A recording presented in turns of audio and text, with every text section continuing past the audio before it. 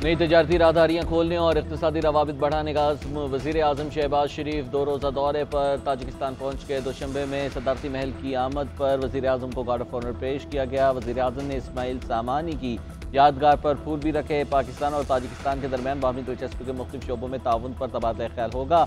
दोनों ममालिक के दरमियान ताउन के मुआहिदों पर दस्तखत भी किए जाएंगे। मुफाहिमत की कई याददाश्तों पर भी साइन होंगे। इस्ताक़रार ख्वाजा आसिफ अतातारर और तारिक फातमी वज़ीर आज़म के हमरा।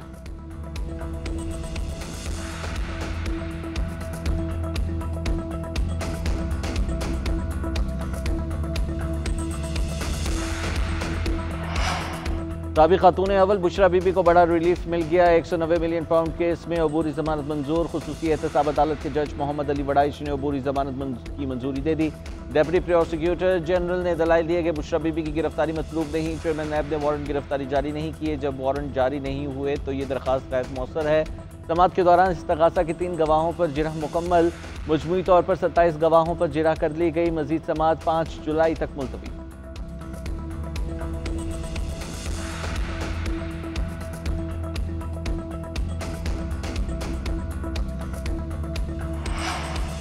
इलेक्शन कमीशन ने एक सियासी जमात को बाहर किया। साबित हो चुका कि इलेक्शन कमीशन ने अदालती फैसले की गलत तशरीह की। क्या अदालत इस गैर आइनी तशरीह को तौसीक दे सकती है? क्या आप चाहते हैं कि नजरिए ज़रूरत को दोबारा जिंदा कर दें? जस्टिस अतर मिनल्लाह की मखसूस नशिस्तों के केस में रिमार्क्स। चीफ जस्टिस ने रिमार्क्स दिए कि नजरिया ज़रूरत के तमाम फैसलों में इंसाफ के तकाज़ों का ही जिक्र है। जब ठोस मवाद न मिले तो इंसाफ की अपनी मर्जी की तशरीह की जाती है। आइन बनाने वालों ने क्यों नहीं सोचा कि मौजूदा सूरत हाल बन सकती है? आइन जाने और बनाने वाले जाने। समाअत 9 जुलाई तक मुलतवी कर दी गई।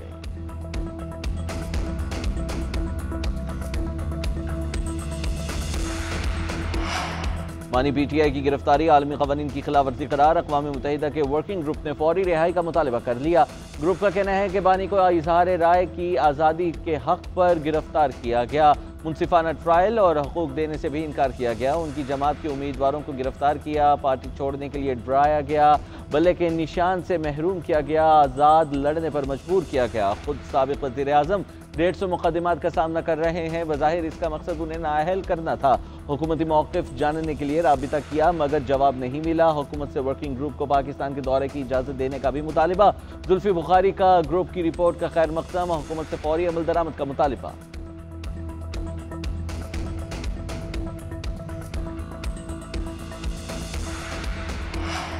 बानी पीटीआई की गिरफ्तारी और मुकदमात दाखिली मामला है। खुद मुख्तार रियासत के दौरान पर अदालतों के जरिए आइन और क़वानीन पर अमल किया जाता है। वज़ीर क़ानून आज़म नज़ीर तारर का अक़वाम मुत्तहिदा वर्किंग ग्रुप की रिपोर्ट पर रद्द-ए-अमल। कहा बानी पीटीआई को मुल्की आइन और कानून और आलमी असूलों के मुताबिक तमाम हुकूक हासिल हैं।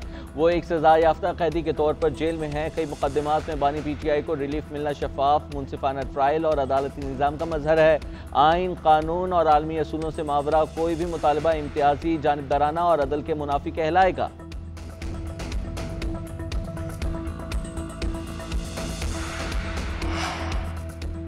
मुल्क सियासी जमातों के जरिए ही आगे बढ़ सकता है। इन चीज़ों का नाम सियासत क्यों रख दिया गया जिनसे मुल्क आगे नहीं बढ़ सकता? वज़ीर आज़म के मुशीर राना सनाउल्लाह का कहना है कि किसी से ज़ोर ज़बरदस्ती हो रही है तो कहा जाता है कि सियासत हो रही है।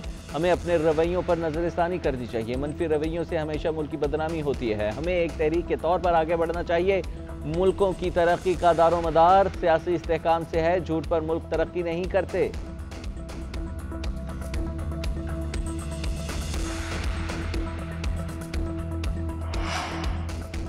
अदालत में मौजूद लोगों को कार्रवाई सुनने और देखने का हक है तो मौजूद ना होने वालों को क्यों नहीं? ये मैं आवाम के हकूक़ का मुहाफ़िज़ हूँ। पूरी दुनिया को इस हक से महरूम नहीं कर सकता।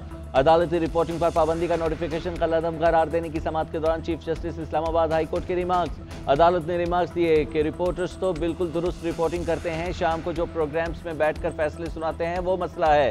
हमें अदालती फैसलों पर मुबाहिसों की हौसला अफजाई करनी चाहिए। अब शफाफियत का ज़माना है। बेंच की गलती है या बार की वो भी रिपोर्ट होनी चाहिए। अदालत ने समाअत कल तक के लिए मुलतवी कर दी।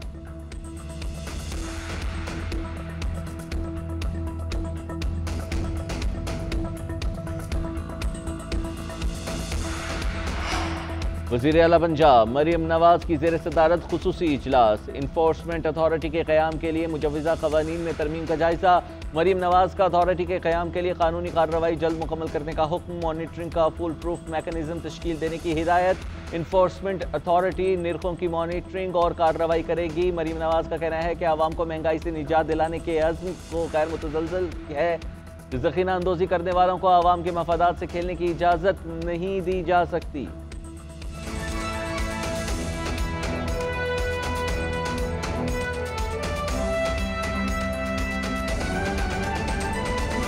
एंटी करप्शन अदालत में पीटीआई एमपीएस रियाज खान और फरहद जहान की अबूरी जमानत की दरखास्तों पर समाअत के दौरान अदालत ने दोनों मेंबरान असम्बली की दरखास्तें मंजूर कर दी हैं।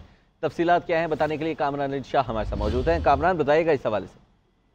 जी शुक्रिया। दोनों एमपीएस पर यह इल्जाम है कि उन्होंने गैर कानूनी भर्तियां की है और इस हवाले से उन पर मुकदमात बनाए गए थे, जिसके लिए उन्होंने एंटी करप्शन अदालत में अबूरी जमानत की दरखास्त की और उस हवाले से आज समाअत हुई है।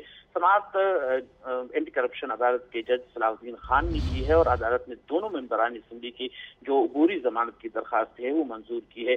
अदालत को दरख्वास्त गुजार के वकील की जानिब से बताया गया कि दरख्वास्त गुजार के खिलाफ ये सियासी इंतखाब के तहत मुकदमा दर्ज किए गए हैं। जी बहुत शुक्रिया आपका।